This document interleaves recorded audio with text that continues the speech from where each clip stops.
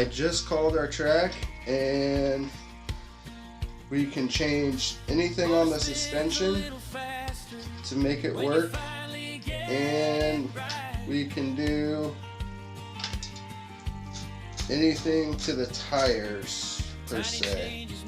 Mine's a little dirty, so before we hit that track I'm going to clean it up, but I feel like I'm going to do a lot more laps on my home track. So let's dive in. We'll change, since this will help you guys out on other scale models. We may just change the springs. We may just change the tension on the springs here, and the